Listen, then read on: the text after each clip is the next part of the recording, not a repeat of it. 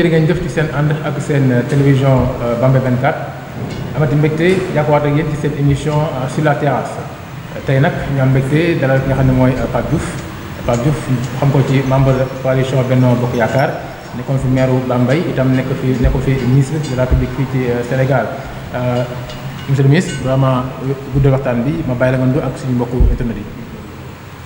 waaw jërë ngeen jëf. damay d'abord sant suñu borom jul ci yonentam bu tedd bi santaat sëñ Tuubaa suñu yaakaar tey ak ëllëg di am mbégte aussi jàkkaarloo ak yéen puisque xëy na tey la mais maa ngi suivre Bambey 24 yi nga xam ne yéen a ngi koy def muy suñu mbégte aussi parce que Bambey lu ko laal rek laal na kon bu ngeen def loo xam ne kii sénégalais yi wax dëgg yàlla ñu ngi koy gis di ko rafetlu rawatina nag ñun ñi nga xam ne ñoo dëkk Bambey parce que amoon na ay jamono yoo xam ne lu bari teewoon nañu parce que am na média yoo xam ne maîtrise yow ñu woon wala xëy na lan doon wax ak lañ doon def safu leen waaye nag kon bu ngeen nekkee fii wax dëgg yàlla di ñëw di jox seen micro waa Bambey ñuy wax ak yéen loolu daal ma jàpp leen ne àndanaa ci yéen di nuyu itam ñi nga xam ne dinañu seetaan wala dinañu déglu di ñaan yàlla rek li may wax toujours mooy Bambey yàlla na fi jàmm yàgg yàlla na fi jàmm am yàlla na fi yàgg lii nga xam ne ñoo ngi ki waaj a dugg suba yàlla na am ci dal puisque jàmm rek moo baax loo am te amoo ko ci jàmm baaxu kon yàlla na ci yàlla may jàmm ñu génn ci delluwaat nekkaat ay doomi Bambey ak fu nu mën di féete doomi Bambey la ñuy doon kon nan fexe ba Bambey wax di yàlla bu fi dara xew loo xam ne xaju ci bu ñu fi dugg. amiin jërëjëf monsieur le ministre man de waxtaan bi kon ni ma koy defee saa su ne ak sama naataango Abdou Fall Abdou maa ngi lay nuyu. jërëjëf Matar Habib Ndiaye jërëjëf mbokk internet yu Bambey 24 di am mbégte nag di ànd ak yéen seen émission sur la terrasse tey ñu koy amalee fii nga xam ne nii moo di permanence bu MDR di si ànd ak monsieur le ministre Pape Diouf dëgg yàlla monsieur le ministre mbégte la di ànd ak yow ndax nu mën demee rek kàngam nga fii ci diwaan Bambey te aussi nekkoon nga fi maire am na loo fi def donc yaakaar naa ne waxtaan bi dinañ ci jëlee njëriñ ñi nga xam ne aussi ñoo ngi seetaan dinañ ci jëlee njëriñ kon Matar dañu waxtaane point yu bari waxtaane wàllu local yi waxtaane législative yi ak aussi waxtaane taxawaay aussi au niveau de la coalition Benno Bokk Yaakaar am na lu fi xewoon si weer yi la passé tey aussi amaan na changement yaakaar naa dinañ ko faram-fàccee si biir waxtaan bi jërëjëf Matar. mi ngi noonu Abdou Fall kon dañuy xuus ci li nga xam ne moom mooy waxtaan bi monsieur le ministre sa biir wax boo seetloo tur nga ci Bambey lu bëree bëri loolu mooy fësal sa bëgg-bëgg ci li nga xam mooy Bambey nekk na fi maire ngir bu yàgg ci fii ci Bambey mais li may bëgg a xam mooy bi nga nekk maire ak léegi est-ce que Bambey am na changement. waaw léeg-léeg ñuy wax ma kii bi mais xam nga da man dama bëggut loo xam ne day indi coow parce que ñun ñëpp ñoo fi bokk dëkk nekk. bu dee xale itam du tee ñu di ko nettali mais li ma mën a xam daal mooy li ma fekkoon ci Bambey ak bu ma fiy jógee li ma fi bàyyi boo amee changement waa Bambey xam nañu bu fekkee ne yokkute walla dellu ginnaaw am na ci en tout cas ñun rusuñu toog naa fi salle bi wax ko je crois que donc fekkee na ko nee naa man rusuma ñu taxawal ñi nga xam ne yoroon nañu maire Bambey te ñuy dund ñu yóbbu nu stade ba ku nekk taxaw bi nga fi nekkee lan nga def kooku moom rusuma ko boobaa bilan yi dañu xam ku nekk la nga def ku yokkul la yokkul wàññeeku mais en tout cas infrastructure yi nga xam ne commencé woon nañu ko fi def muy réalisation yoo xam ne ku ne mën na cee teg sa tànk en tout cas man gisuma lu ci topp wax di yàlla mooy yàlla laay waxal fekkee waa Bambey gis nañu leneen tam nañu wax en tout cas lii ñu xam ne li ma ci gën a soxal mooy police bi c'est la sécurité de Bambey parce que bi may campagne en 2001 li ñu doon doléance waa dak Bambey mooy sécurité sàcc gi naa nga may la bu soobee yàlla su ma fi nekkee dinañ fexe ba loolu am te la ñu doxee ba commissariat police am ci Bambey. mais bu ñu koy sañ fekk nga dem. waaw parce que defoon naa lépp même fii ci ginnaaw mairie bi defar nañ yëpp travaux yëpp ba commissaire Diourbel ñëw fi xool ko valider ko ba nga xam ne dara des si loolu ñu installé bi ñëwee ñu ne duñu ko def foofu c'est une perte parce que ñun aménagé woon nañu foofu inauguré woon nañ ko bi ñuy inauguré les réalisations de Bambey mais ba ñëwee ñu def ko feneen mais dafa nañ installation yëpp ba le commissaire central de Diourbel ñëw fi xool ko ne mën nañoo installé donc loolu ba ñu installé nag sama ginnaaw lañ ko installé. mais est-ce que du problème communication moo am si diggante ba ndax li nga wax ni tey révélation la ndax ñu bëri xamuñu ko woon. ndax à chaque fois dañuy dégg ki nga xam ne nii moo di honorable député Aïda Mbodj chaque fois moo koy ndamoo nang policier maa tax mu am Bambey wala sapeur pompier maa ko andi yeneen ak yeneen est-ce que aussi des fois aussi loolu nekkul mooy sa point faible quoi communication ndax nekkoon nga fi maire pendant 5 ans ba nga jógee am ko la remplacer ba tey donc mais chaque fois dañu naan Pape Diouf def fi dara Aïda Mbodj moo liggéey est-ce que problème communication moo leen bloqué. wax nga dëgg parce que d'ailleurs sax du ci fii rek mais lu bari Sénégal dañu ma koy reproché. mooy que ne sama noppi walla sama ñàkk a bari wax. mais dama yaakaar ne booy def rek pour njariñu nit ñi am na loo xam ne jaru ko parce que am na ñoo xam ne fekkewuñu ko sax. mais dañ koy wax. dégg na nangam ak nangam mais li wax dëgg la problème communication lu am solo la ci politique parce que su ma toogoon fii di wax li nga xam ne. benn bis la ñu inauguré yooyu yëpp muy la marché bi ñoo ko defar foraay bi ñoo ko defar police bi poste de santé lew na yooyu yëpp juróom-ñaari station benn bis la ñu ko inauguré fii ci Bambey yoo xam ne ñun ñoo ko réalisé même stade bi benn mur benn kii bi dama benn tribune mais tribune bi bu njëkk bi féete nii ñun ñoo ko fa def waa ko def parce que dama doon ne arène Pierre Senghor sax la ma ci kii woon sax mooy xale dama daan gis ay mbër yu mag di fi ñëw sama xalaat moo doon def ko pour fu ñuy bëree alors tribune bi féete nii Ibou Mbaye mii moo ko defar donc léegi la fi jógee ñun ñoo ko réalisé ba pare nag bàyyi fii la ko mottali loolu moom lu leer laay wax. mais monsieur le maire nag ki muy wax kon communication mais yow fi lim yëpp daanaka ay réflexion la woon rek ah. marché bi ko réflexion la woon. gaara réflexion la woon lu réflexion. teg nañ ko nii lu bees waaw mais d'accord réflexionné lan mais c'est une reprise totale boo xam ne bii ku ñëw ci marché bi xamoon ko ak lafat la ca topp xam ne que réflexion bu am solo la woon parce que dañu ko réhabilité mairie bii dañu ko réfectionné woon ba dem am tableau lumineux boo xay foo toll ci Bambey di ko séen marché bi defar nañ ko ba garage bi ba waa Diourbel sax di wax vraiment di ko rafetlu foraay bale du réflexion te ba ñu koy defar moo deuxième sur le plan national marché daara doo nga ko doon kii loolu lu bees la loo xam ne lii dañu fay def poste de santé bi du réflexion sama suñu création la ñoo ko fa def donc marché bi ñoo la réhabilité ça c'est vrai. plan d'indépendance commencé woon nga après. plan d'indépendance dinaa ci ñëw parce que loolu lu am solo wax naa ko maire keroog bi mu ñëwee ci li nga xam ne mais dama la wax rek li nga xam ne c'est palpable def nañu plan d'indépendance wax naa maire keroog ne ko dinaa ànd ak yow parce que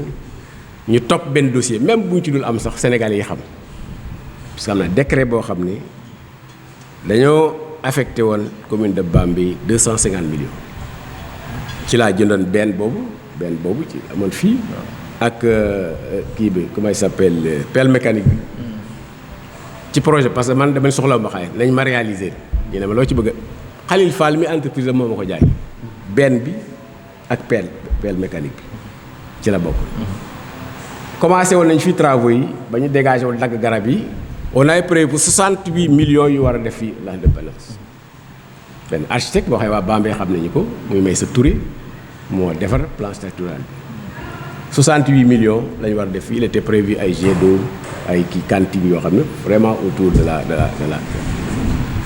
beneen projet même projet bi 250 millions yi il était prévu l'éclairage de l'université à la sortie de Bambey et la reprise totale de l'éclairage de Bambey c'était 200 j'ai le décret. du ko yàq. mais booba ñoo ngi yoon ci bataille boobu suñu digganteeg Wade bon c'est waa Bambey ko yàq de. ah bon ñu ko yàq ci Bambey lañ jógee. ci naka. ah mais def seen i pexe bañ jël xaalis bu yóbbu ko feneen. ñan la ñooñu. ah non du ma tudd kenn mais ku ne xam nañu. ay booba ci xeex ba te am na yeneen xeex yoo xam ne sax dinaa ci dellu si parce que xam nga délégation laa fi jógee man. projet yooyu yëpp ci samay projet la yoo xam ne su fekkee ne sax yeggal naa sama mandat loolu mën nañu ko mais fii dagg nañu garab yi ba indi engins yi benn suba la ñu xëy yóbbu yëpp donc il faut ñu xam loolu que ne def nañu et on avait envie de faire plus parce que 250 millions bu ñu ko investir ci Bambey quand même je crois que dina mën a réaliser lu bari surtout la pleine dépendance ce qui est prévu jet d'eau mais surtout ay cantines ay kii nag yoo xam ne vraiment pour les jeunes et tout voilà. monsieur le ministre donc la moo nekk problème bi ndax li nga wax yow wax dëgg yàlla ay réalisation la nekk amoon ay projet mais la moo tax aussi kon waa Bambey daal di bëggoon kat fépp si yow nekk doo nekk maire ba sax ñu daal lay placer sous délégation spéciale. mais du waa Bambey. waa Bambey ça il faut que mu leer c'est l'administration puisque keroog bi ñu may réunion fële Bambey dans la commune ay dëmbooj ak i nit ñëw envahir salle ba alors que j'avais avisé le préfet Baldé qui est gouverneur de Tamba ça vraiment je ne lui pardonnerai jamais ça parce que la veille yéegoon naa ne loolu lay am je l'ai appelé gis ko mu ne ma monsieur le maire ne vous en faites ñu toog salle nit ñooñu ñëw dajji bunt bi dugg il était là il n'a pas visé la gendarmerie il n'a rien fait foofu la depuis lors mënumaa réunion ba dañuy def délégation saa yi ma woo defee réunion convoqué mu bind def arrêté nekk pour le sécurité dans le loolu tax finalement on m'a vraiment enfermé moytumaa def dara ils ont bloqué mes comptes au niveau de la kii payeur moytumaa def dara ñoo fi jóge donc mais loolu aussi lan moo ko expliquer en tant que. mais li ko expliquer pour li c'est très simple. c'est-à-dire da nga amoon ay hommes forts yu la épaulé wala amoon ay militants yoo xam ne nii. non c'est pas non. donc bu doon question parce que man bëgg moon ñu nekk fi dara indi. ok qu'est-ce qu'il fallait faire opposer force yi ak ñoom ñu xeex. ñooy Pape Diouf fa indi nag ñu ñore mais c'est l'État qui était responsable de ça. c'est l'appui de l'État. c'est tout et c'était voulu hein c'était voulu. Ablaye Wade la woon. xeex boobu xam ngeen ko. c'était ça donc il faut le bloquer parce que réalisation yi bu ko defee kenn du ko fi mën a jëlee. il faut ñu toroxal Pape Diouf c'est loolu moo ko indi woon. temps yooyu nag politique la parce que yaa ngi woon jigéen dama réew mi. mais moo tax je l'évoque mais pour dire que loolu moo amoon est-ce que c'est yoon la woon wala déet chacun apprécie mais en tout cas ay projet la woon yoo xam ne amoon na pour intérêt Bambey ay doomi Bambey lëkkaloo état bi yàqu. mais xanaa loolu moo tax ragal bu ba léegi ñëwoo nga nekk candidat maire bu ba léegi. non pas ragal c'est que ça ne m'intéresse plus à quoi bon wax naa ko barki démb ci meeting fi nee naa leen man Bambey ak Diourbel xëccootuma fi dara j'étais maire j'étais élu député j'étais ministre plusieurs fois ministre de la République su ma amatee lu may xëccoo ci Sénégal président de la République lay doon mais du ay ndombo tànk yooyu passé naa ko. ngi sa xel président. bien sûr pourquoi pas. Sénégalais là. seetal sama cursus ak ñii fii xëccoo réew mi. 2024 baax na 2024. ah je ne sais pas on verra. parce que yaa ngi naan mi sa xel alors que yor nga benn parti bu ñu tudd MDR. alors que MDR wax dëgg yàlla dafa nekk en léthargie wala sax ñu bëri xamuñu ko tey Bambey moo doon dox ba ne tudd turu MDR ñu bëri xamuñu ko alors que nga ne da ngaa bëgg a nekk président 2024 loolu aussi tamit est-ce que du utopie. non pas utopie d'abord que évidemment MDR ñu bëri xamuñu ko pourtant fii laa ko taxawal ñëpp di dégg. jaay nañu sax ay cartes fii mais il y a eu c'est en 2017 qu'on a eu le récépissé. Il y a eu les élections de 2019 la présidence c'est tout ça donc il y a beaucoup d'événements yu conjugué boo xam ne déploiement bi ci waroon amu ci mais boo def ci localité yëpp toutes les localités Bambey am na affaire carte am na fay responsables yoo xam ne ils sont membres de Rewmi de MDR même à Ziguinchor bi ma defee installation fii deuxième meeting ba Ziguinchor laa ko def donc on a des militants mais comme ni nga wax rek bon communiqué wuñu ci yënguwuñu la ca war mais dana am parce que c'est pas trop tard yow. non pourquoi trop tard mais l'avenir ba léegi ba MDR ba nga installé léegi kañ la woon. mais pourquoi ba tey ba nga installé meeting bu rëy nga fi def. waaw mais foofu la vie ne s'arrête pas aujourd'hui la vie ne s'arrête pas. Le temps passe le temps passe mais quand même c'est pas trop tard. On a des cadres avec nous Ablaye Konté est là il y a d'autres comptes yoo xam ne même bu dul man ils ont un instrument qui leur permet en tout cas ëllëg si biir ñu évoluer mais dama leen di xamal ne que ci kanam di ngeen xam ne que le MDR va se déployer. ba ñëpp yëpp moom lu am la. waaw ni tarxis rek dem ci local yi nga xam ne moom la jógee yàggul dara. ñu gis ni mu ngi noonu Bambey moom ba tey daa mel ni ndaw si da koo téye ci loxoom. ba tey yow duñu centre ci local yi comme ni ko waxee léegi nii xam nga da la intéressé wul wala même bu la intéressé wul nga am mbër boobu ngem ngir mu xeex ak monsieur le maire ki fi nekk Honorable Aïda Mbodj mais moom daal leen a téye ni moom Bambey moo ko moom point. moo ko jox ko neex quoi loolu ba tey dafa moo am. waaw loolu am en réalité loolu am mais je crois que dina jeex léegi la ñu des mooy local yi effectivement su ngeen seetloo man gisu leen ma ci. ki sant na fenn kay. sant nañu ma fenn. waral lool. la ko waral mooy dañoo nekk ci coalition boo xam ne y a des problèmes comme dans toutes les kii humaines am na. mais comme man mënu may mbiccoog mbaaloo di xuloo ko nangam ak nangam su ma demee ba nga xam ne gis naa lu ma xam ma jàpp sama jàpp. je l'ai expliqué bi élection yi passé le ministre d'État Ismaël Madior ñëw fii. wax naa ko je l'assume pleinement j'ai dit à mes militants liste bu leen neex dem leen ci parce que lii ma gis xaw ma ko yëgaluñu ma til ma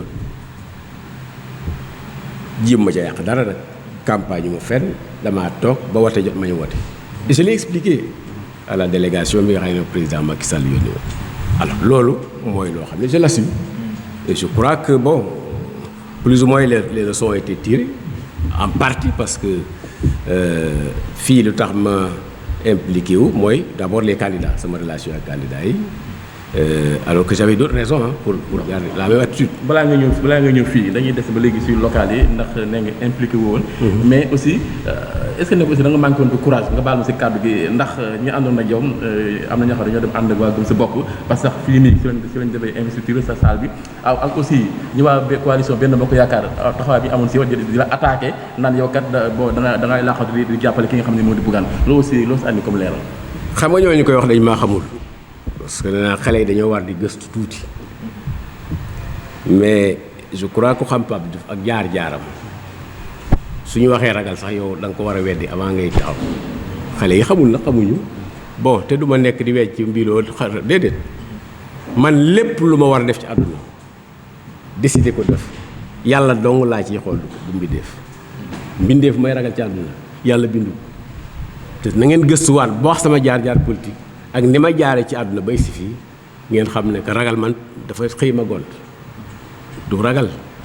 dafa am loo xam ne magam yàllam jël la yàgg naa ci terrain bi am na lu ma analyser boo xam ne la ma sama conscience dictéwul mooy loolu mais du question ragal lan laay ragal. monsieur le maire lan laa war a ragal ci àdduna fi mu nekk. doo ragal c'est vrai mais noppi ko ëpp aussi dina jur leneen loo xam ne. non xam nga li ngay yow boo xoolee coalition bi nga nekk nii mu Benno Bokk Yaakaar fii daal yow cër gi la koy wax dëgg-dëgg yow vous n'êtes pas n'importe qui ci Sénégal waxuma la fii Bambey. mais li ñuy constaté mooy fii li am dëgg du ñu ko jox cëru Pape Diouf mais dañuy bàyyi daal ñee ñi gérer yow nga toog seen ginnaaw rek mais loolu tamit. waaw xam nga lu andi loolu mooy que ne wax naa leen ko départ d'abord damaa jaar fu bari. am na ay ndomboy tànk yoo xam ne coow mayu ma ko nekk naa ministre de la République au moins 4 fois 6 ans de gouvernement Bambey gii bi ma fi taxawee PDS demal naa ba contrôler tout le département gagné toutes les collectivités locales en 2002 kon am na yu bari dootuma xëccoo ça ne m'intéresse pas du ay bataille de kii yooyu non parce que ma ci duggee ci yenn yi day mel ni damay xëccoo déedéet il est vrai que am na attitude boo xam ne peut-être plus agressive waroon naa ko am wala naaga bëgg naaga mais du question ragal wala c'est parce que dañuy xëccoo loo xam ne man dama ko romb j'étais maire de Bambey xam nañu bi ma koy ñëw la woon gagné toutes les côtés locales du département ñu fal ma député d'une belle manière parce que je le rappelle souvent Lambaye donc gagné woon na département bi donc je faisais partie pour ne pas dire le député le mieux élu l'un des deux parce que dem Bambey Lambaye doo gagné woon département. Lambaye rek yow commencé ñàkk Lambaye moom ñàkk ko moom. non dama fa xëccootul dara. Lambaye defal ndànk Lambaye gagné naa ko 3 fois mosuma faa toog dama koy jox ay nit kon lu ma fay perte. 96 2002 2009 yëpp maa gagné Lambaye. mais yaa ngi bëgg a nekk président doo maa Lambaye. waaw mais loolu beneen débat la du Lambaye rek laay kii bee. Lambaye lu ma fay perte lu ma fi amu fa. gagné naa ko ba muy metti 96 2002 2009 dama fay bàyyi ay nit mosuma koo gérer donc c'est pas une question de ñàkk ak naan déedéet. dama des si local yi nga ne vous n'étiez pas impliqué personnellement mais après gis nañ fi mu mujjee maanaam gis nañ Yewwi Askan Wi moo mujjee gagné ak ki nga xam ne moo di Assane Dia après mu daal di ñëw daal di rejoindre votre coalition ban jàngat nga def si résultat yooyu dafa nekk loolu loo xam bett na la wala aussi dafa nekk loo xam ne ni yow àndoo si woon d'accord woon nga pour Assane Dia gagné wala keneen daal di gagné ban jàngat nga si def. non Assane Dia moom je n'ai vraiment pour dire honnêtement je n'ai rien fait pour mu gagner. jàppale wu ma ko woon te yaakaar naa samay nit kenn jàppale wu ko woon loolu moom na leer sama nit la nag parce que papaam dama koy répéter toujours mag ñi nga xam ne dañ ma encadré fii ci département Bambey yi ma fi jóge dugg politique papaam ci la bokkoon donc bu gagné mairie bi tey wax naa ko fi ma ne ko je suis prêt à t'accompagner mais du lenn lu ma seqi nag wala ma wax ko pour mu gagné loolu moom na leer. waaw mais le fait que coalition Yewwi Askan Wi daal di gagné seen coalition Benno Bokk Yaakaar. loolu aussi est-ce que nekkul ni dafa am benn décadence boo xam ne moo commencé am di. coalition présidentielle waaw coalition présidentielle avec tous les moyens ngeen amoon ko investir fi ay millions gis fi El Hadj Dia def fi meeting yi battre ay millions di may ay terrain ngeen gagné ko est-ce que nekkul ni coalition Benno Bokk Yaakaar day commencé di gagné di perdre du terrain au niveau de Bambey. waaw mais surtout au niveau de la commune. alors je crois que bu ngeen dégg wax naa la bu baax sama position là-dessus loolu. ay problèmes yoo xam ne am na ci coalition bi ça il faut pas le nier. Il y a des problèmes. Est-ce que maintenant avec ces retrouvailles un peu avec les législatives est-ce que on va régler ça mais c'est des problèmes yoo xam ne qui sont sur la table. jusqu'à présent il y a des problèmes parce que am na doxalin yoo xam ne évidemment on aura l'occasion fa ñu ko war a waxee ñu waxee ko parce que naa leen man du ma wax ci ay mbedd ak nangam parce que. Si je suis dans la coalition, c'est avec Macky Sall que j'avais traité pour être dans la coalition. Le jour où dama cee nar a gën wala am ci kay moom laa koy waxal mais il y a des problèmes le nier c'est et puis c'est pas seulement à travers le pays vous avez effectivement des problèmes un peu partout yoo xam ne il est temps après ces législatives qu'on les pose sur la table pour xam ndax dañuy ànd liggéey pour aller de l'avant ou en fait leneen ñu seet mais je ne nie pas il y a des problèmes. mais est-ce que yow tu n'es pas comptable de la défaite de la coalition dans la mesure où yow nga nekk un sage donc dans la coalition yàgg si donc nga seetaan département bi am problème commune bi am problème mu wër nañu am na problème mais nga ne man kat dama bokk élection yi donc sama militant dama leen bàyyi ku nekk ba tey fa la neex est-ce que loolu aussi. nekk kooku moom j'ai la conscience tranquille parce que 1 an avant les élections celui-là peut être présent parce que intervenir.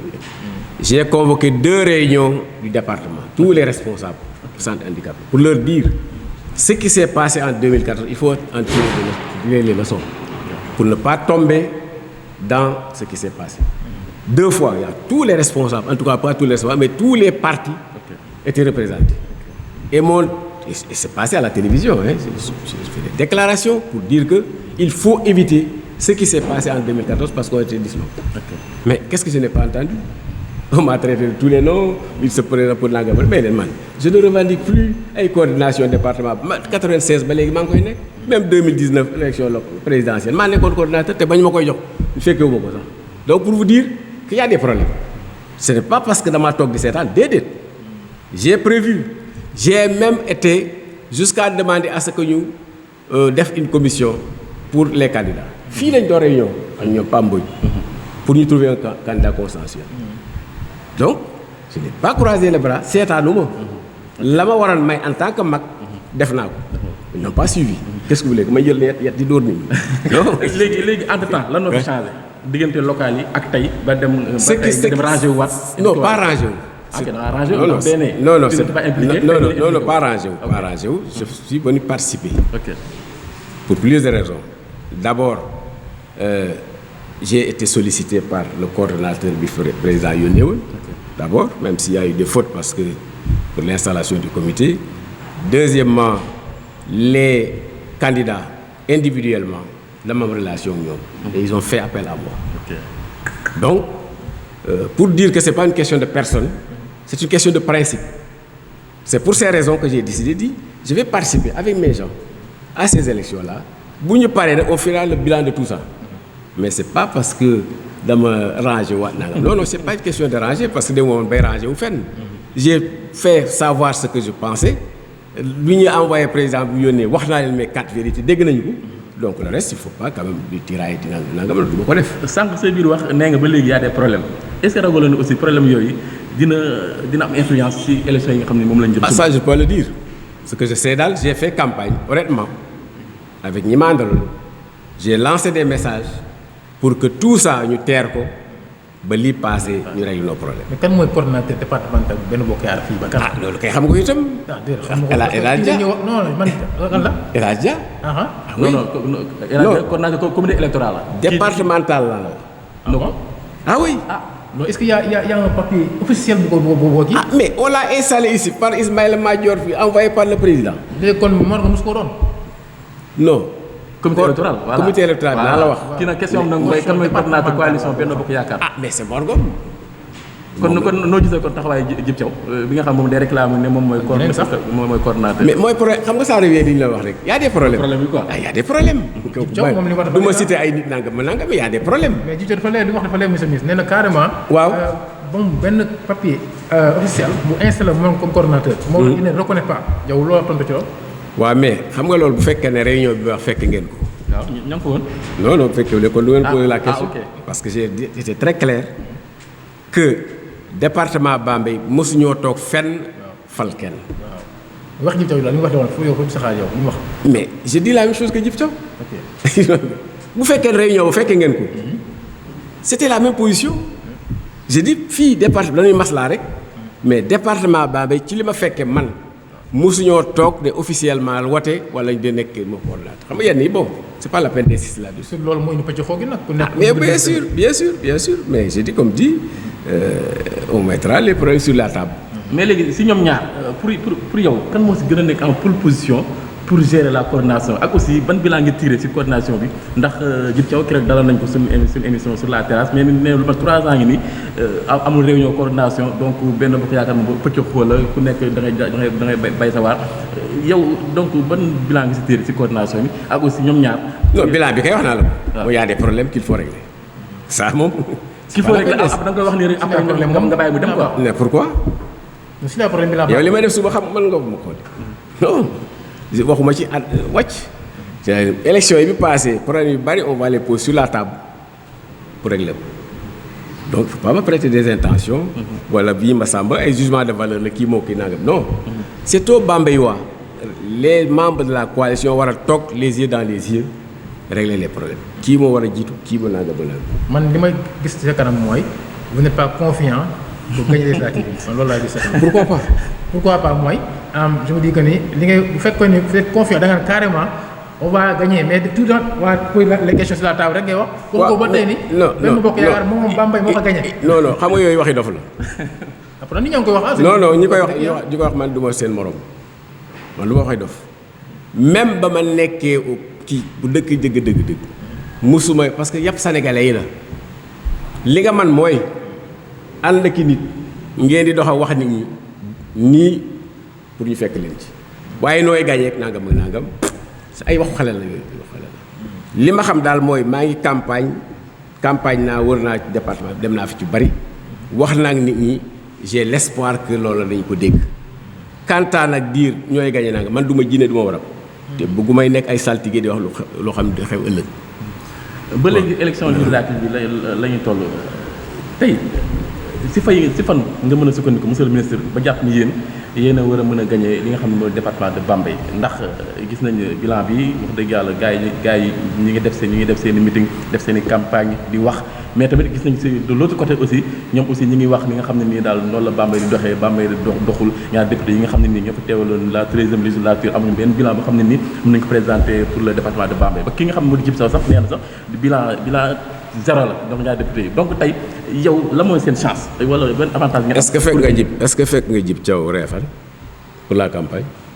mi ngi campagne loolu moom c'est sûr. xaw voilà kon kay la muy wax xaw ma lu mu wax mais moom la muy doxal ci sur le terrain bokkul parce que wax naa ci meeting foofu ma ne Réfane ma ne en tout cas département commune yi ma demagul fii laa gën a am confiance. Réfane non Réfane moom coow moom moo ko moom. alors donc mais problème mooy au niveau fii au niveau de la commune. mais chaque fois vous avez des problèmes. waaw mais ku nekk nag fa nga nekk yem ko régler en tout cas ce que j'ai vu ici ci campagne bi. mais kenn jiituwul moom. kenn jiituwul. waaw mais ñu ngi campagne séparément c'est pas une mauvaise chose Ah, c'est une mauvaise chose kay. Ah non, non, c'est pas une mauvaise chose parce que. non c'est l'idéal. tasaaroo fi mu ne nii. mais xam nga da ngay dellu si waat li ma doon wax rek. problème man je ne fuis pas les problèmes. Il y a des problèmes il faudra régler. mais insister nangam ak nangam c'est creuser la plaie. et je n'ai pas besoin de ça.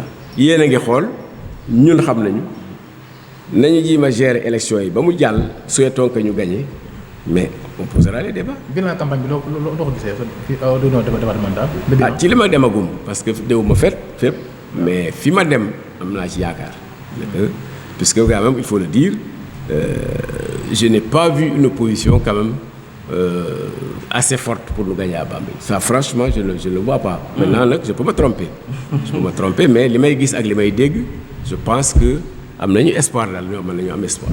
espoir ak da ngeen gën a am ndax gis nañ temps yi am ngeen ay rayement ba démb ñoo ngi ak jot ay xibaar kii di Ndeye Marème Kébé kii di Babacar Ndiaye kii di Maître Mbodj ñoo nañ bokk ci coalition bi est-ce que loolu aussi dina leen gën a may confiance ak aussi est-ce que ñoom am nañu benn poids électoral boo xam ne nii war na leen mën a may ngeen daal di gagner au niveau de Bambey pour renverser la tendance. waaw xam nga toujours rek mooy damay dellu si rek kii bi am na loo xam ne man du ma jinne Babacar Ndiaye était candidat à la mairie il a été plusieurs fois maire. Oui. Il était candidat il a perdu ses élections mais quant à dire que amu ay nit je ne peux pas m'aventurer à ça. Mbodj. Maître Mbodj. Il était candidat aux élections locales. Je pense que fa la dëkk. lu boni am na ay nit. Kébé bi nga maanaam Kébé mais quand même moo doon tête de liste kii fii daal. donc wolof dafa ne lu yokkul wàññeeku. en tout cas am ñooñu même bu ñu àndut ak kenn sax moo gën ñàkk leen. mais au même moment aussi am na aussi ñu côté. mais kooku c'est partout. kooku c'est pas spécifique à Bambey. noonu la nii lay demee mais c'est les populations ñooy toog bu bis baa ne que ñii li ñu wax ak ñi ñu wax ne ñun lii la ñuy def bu la 31 nag au soir bu ñu wotee ba pare dañuy xam ndax Mariam Kébé indi na wu nit wala Babacar Dia indi na wala Mbodj indi na bu boobaa la ñuy xam mais li ma mën a xam daal mooy c'est bien que ay nit di jógee fële di ñëw si ñun. parce que jaay ne lu yokkul wàññeeku lu yokku la puisque bu doon seen voix yooyu sax bu ñu ko defoon feneen ñu ñàkk ko ne serait-ce que ñoom rek suñ ñëwee c'est un plus pour nous parce que bu ñu wootee woon feneen ñu ñàkk ko leer na. voilà nekkoon nga député wax ko sànq xam nga nan la Assemblée nationale di doxee ndax législature bi yàlla le 13e bi ndax yow am nga satisfaction. alors j'ai été élu député mais j'ai pas été à l'Assemblée parce que à l'époque j'étais ministre de la République. xam nga on ne peut pas cumuler les deux ministre ak député donc j'ai pas siégé à l'Assemblée mais quand même en tant que ministre daanaa défendre mon budget au niveau de l'Assemblée mais la ma daan fekkee wax di yàlla pour dire vrai ak député yi ma daan taseel wóote na ak législature yi ma mujj gis ginnaaw il est vrai que nag bon c'est pas trop donné à ces ñi fa nekkoon mais en tout cas daal li ma gis man de loin parce que bon j'étais pas député non mais ce que je constate man mooy que ne il y avait des débats très sérieux à l'Assemblée quand un ministre passait devant les députés quand même il avait fort à faire parce que il y avait des gens très cultivés ñu xamoon seen dossier mais xam àll bi aussi ce qui fait que il fallait vraiment se préparer pour défendre son budget maintenant nag bon xam nga j'aime pas trop les jugements de valeur j'aime pas c'est parce que ñii ñoo gën ñii ñoo gën en tout cas li ma constaté en tout cas c'était vraiment des députés redoutables qu'on avait en face de nous quand on était dans le gouvernement. ban bilan ngay tiré ci ñaari députés yi nga xam ne nii ñoo fa teewaloon Bambey est-ce que ils ont réellement porté les doléances bi Bambey wax muy Ibrahima Khalil Fall ak maire Coumba Diop. bon maire Bissongo. mooy li may wax rek xam nga yëpp da ngeen bëgg a ramener ci loo xam ne c'est pas important Bambey ñoo leen faloon Bambey def bilan. am na ñoo xam ne. yéen a bokkoon fu ngeen ne ah. waaw ñoo bokkoon fu ñu ne. mais am na loo xam ne ma ko waxee parce que ñoo bokkoon mën naa alors la ci des mooy c'est pas seulement que député di jóg di wax rek qu'il travaille pas bu waxul ne am na ñoo xam ne ñu ngi ci commission yi. ñu ngi seet ci ministères yi. pour toppatoo ay projets yoo xam ne nit ñi mën nañu ko bañ a yëg ñoom yaakaar ne ku nekkul assemblée di wax rek di tël-tëli rek liggéeyoo mais je sais que am na ci ñoom ñoo xam ne doon nañuy dem ci ay ministères di toppatoo ay projets ay nangam ça je sais. maintenant nag est-ce que le fait que ñu daaw ñu wax ñëpp leen dégg ça peut-être aussi on peut le reprocher ça moom mën naa cee d'accord. tey aussi ngeen amaat ñaari candidat kenn ki Ibrahima Khalil Fall la keneen ki di maire Coumba Diop tey yow nga nekk un sage nekk aussi un ancien de la coalition loo leen dénk maanaam tey bu ñu demoon assemblée ba yàlla def ñu falu yan doléance la ñuy porté pour Bambey ak aussi yow pour yow lan mooy les mots de Bambey yoo xam ne tey war nañ say jug ngir rek daal koy saafara mu daal jeex. waaw dommage que fekkeewu leen meeting yi ma participé mais j'ai dit aux députés aux candidats wax na effectivement ce qu'on attend de nos députés mooy que ne pourquoi ñuy fal député départemental c'est parce que en principe ñoo gën a war a xam doléance département bi parce que bon mën nañ laa fal niveau national nanga mais yow mi dëkk ci dëkk bi di fanaanoog nit ñi yow ñu war ngaa mën a am xam-xam boo xam ne boo demee assemblée mais du fal député rek bàyyi ko aussi nous on a un rôle aussi pour jouer defal ay rapport di tase ak suñu député yi ne leen kat ngemb leen parce que député yi aussi bon su fekkee ne jàppale ñu leen wax leen yan projet ñoo priorité nangam ak nangam bu ñu demee assemblée aussi fa xam ci teg seen taal donc bu ñu leen falee wax nañu ko déjà mooy que ne doléance problème Bambey wax nañu ko j'ai évoqué les infrastructures routières il est vrai qu'il y a des projets des infrastructures routières ci la bokk alors problème de l'emploi des jeunes ci la bokk il faut ñu créer des entreprises parce que Bambey wala rappel naa ko mais je dis toujours Bambey bi may nekk ak ay Dakar damay wax Bambey c'est la banlieue de Dakar donc soriwul donc lu defar Bambey yomb na parce que soriwul la capitale donc il faut infrastructure yokk du point de vue des routes du point de vue de la santé du point de vue de l'éducation mais également ñu créer ay emplois pour que les jeunes puissent travailler parce que on a un encadrement technique qui permet d'encadrer des jeunes on a l'université de Dakar on a l'ISRA où il y a des techniciens des ingénieurs je crois que encadrement technique yomb na fi donc voilà des sujets yoo xam ne y en a beaucoup d'autres mais je crois que daal d'abord ñoom dinañu xam mais également ñun suñu rôle aussi mooy une fois élu ñu accompagner leen di leen préparer ay dossiers ay yoo xam ne pour ñu mën ko défendre au niveau de l'Assemblée mais également au niveau des ministères waaw. mi ngi noonu émission bi daanaka ñu ci njabootal li peut-être que fi ñuy jeexal rek mooy peut-être ci nga xam ne mooy coalition bi comme ñu ngi dem ci législative yi est-ce que am nga benn mot boo leen di lancer à l'encontre à l'égard de sa mbokki Benno Bokk Yaakaar yi. waaw des responsables yi nga xam ne ku ne am na fële. voilà ça boo ma dégloo partout fu may waxee je le déplore parce que nee naa leen man sama âge dama permettre ma fekkee Bambey ñaawte fi bari ci politique lu tax nu tardé Bambey ca ñoom faire Senghor ak léegi c'est la même chose mooy xeex ba Bambey boo nee Bambey mu ñu ne xeexkat yi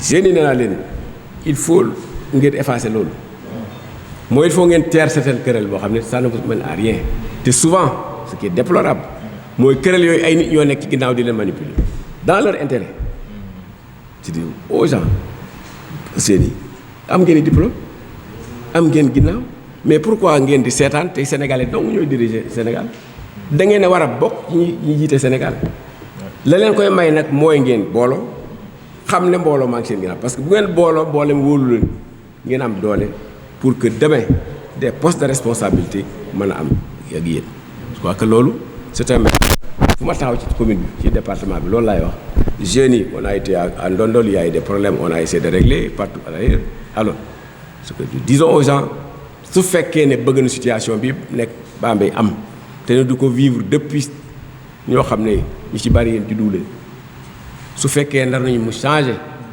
nañ changer comportement députation ñaari député la y a combien de gens députables ici à Bambey mais bu fekkee ñëpp dañuy bëgg a am ñun ñëpp ñu ñàkk ko si Bambey dem département Bambey amul député mais c'est une honte pour nous ça ne règle pas mais au moins fal leen ay nit législature yàggul ñu encadrer leen suñu réussir c'est tant mieux suñu réussir ñu fal ñeneen ñoo fexe fal ñoo xam ne ëllëg si biir danañ defar intérêt Bambey mais il faut pas que rek ñu nekk ay querelle personnelle kii mooy jiite kii mooy nangam ça ne mène à rien. looy tontu ñi nga xam ne ñoo naan élection yi nii c'est un baromètre pour la troisième candidature du président Macky Sall et aussi yow est-ce que d'accord nga pour mu déposer waat une troisième candidature. la may tontu woon fële laa leen tontu woon troisième mandat ñoo ngi ci législature nañu ko pare. ñu wax ci loolu ñoom. ñoo ci wax. non du ragal. ko ñu troisième mandat mu tiit. je crois que boo souvent tu vois ay ragal man ragaluma yàlla dong laa ragal. dama bëgg nga seetaan nga déglu nag wala ngay li sama page Facebook. question yi bari naa ciy wax di ci bind. ragal moom dafa xëy ma gont mais dafa am débat yoo xam ne day jaxasay bopp nañu fal député yi bu nu paree nu dugg ci affaire candidature. nee naa bërki démb kan moo xam kan mooy fekke 2024 ci ñun ñii kon lii jàmp lii taxaw nan ko defar bu paree nag lu tox ci troisième mandat wala deuxième. est-ce que aussi président Macky Sall nekkul aussi day peer njaay yi ñi nga xam ne ñoo di sénégalais yi ndax tey dañoo xëy yeewu rek gis benn communiqué ñu ne salaire yëpp dañ ko yokk pour tous les agents ak mu def ko à 24 heures des élections wala à 48 heures. mais c'est aussi tamit nekkul loo xam ne nii pour jéem leen a. mais c'est bien c'est bien. c'est bien est-ce que ni daa bëgg gars yi voté. ah mais bu fekkee loolu tax na gars yi di voté nañu oui c'est bien. politique la daal. ah ba soo politique hein. ok suba aussi ñoo ngi dégg ay menaces wala sax du ay menaces mais ñi ngi naan bu ngeen voté pare toog leen ñun sécuriser seen vote yow aussi waaye nga nekk un porteur de voix yaakaar naa aussi war nga lancer benn message pour les électeurs à l'endroit des électeurs ndax am na ñu naan boo voté da ngaa war a ñibbi mais ñii dañ ne bu ngeen voté toog leen ngeen sécuriser le vote loolu aussi est-ce que du créer tension suba. waaw loolu daal ña koy wax nañu àndoo sa responsabilité bi man daal li ma xam mooy fu ma taxaw ci Sénégal ci fii Bambey ak feneen mooy jàmm gën lépp ku gis Côte d'Ivoire la fa xewoon élection yooyu la fa dee ak la fa yàqu da nga def attention bu baax a baax a baax tension mayewul xañewul la muy xañe nag mooy dañuy dem ba dootuñu tal li ñu taxan a jóg ku ne war naa bëgg jàmm di ko dox di ko wax bu élection yi paree ku wote yaa xam yaay toog wala lay dem mais na nga bàyyi ñi nga xam ne ñoo ne ci bureau de vote yi ñu def la ñu war a def affiché ñu xam résultat yi ku ko yàq nag ah force de sécurité yi fi pour loolu ku ko jéem leneen les forces de sécurité sont pour la. ma daal nga question bii rek. monsieur le ministre la dernière. voilà dernière bi quoi. la dernière. voilà la dernière. ndax da nga yoroon ndomba tànk wax dëgg yàlla amoon benn taxawaay au niveau du Sénégal sa kër daan fees dell tey yoratoon ndomba tànk wala nekkatoo amatoo bu baax soo ñëwee sa kër da nga fekk du am benn nit loolu aussi ban njàng nga si def est-ce que nit ñi ba léegi ñuy goree ndax wax dëgg yàlla gis nañ sa benn final bu ko xam ne compte chaque fois dinañ ko gis. ñu li kër gi daal na mel ak tey melatul loolu aussi ban njàngat nga si. waaw mais. xam nga maa ngi ñëw nga di ma gis am na ñu fi doon ñëw ko dee nañu ñu ngi suuf dana yàlla yërëm man foofu laay xoolee li yàlla def ci man c'est vrai que ànd ak nit ñi baax na mais nag li yàlla def ci man mbooloo ñàkk mbooloo ci yem allah kulli laa ko am en tout cas defuma dara pour nit ñi dem nit ku nekk nag yaa xam ne lay indi ak lay yóbbu mais il faut dire aussi que mëneewu ma fi activité yu dajale ay nit aussi hein ça il faut le reconnaître depuis quelque temps def may activité yoo xam ne dina permettre may xam nit ñi bàyyi nañu wala déet mais li ma mën a xam daal mooy sama baromètre du nit ñaa ngi ñëw wala ñëwuñu gëm naa li ma gëm wéeru ko ci subhanahu wa taala. monsieur le ministre sa émission jeex na di lay bàyyi nga tàggoo rek. waaw di tàggoo rek di leen sant itam parce que aussi poussé ngeen ma c'est très bien parce que c'est très bien noonu laa ko bëggee sax parce que ay raay yooyu baaxul parce que raay yu baaxul et je sais que li ngeen di wax fii am na ñu ko wax ci ginnaaw dina permettre aussi ngeen tax ma tontu ci ñooñu nga xam ne tooguñu fi c'est très bien vraiment je vous félicite et je vous encourage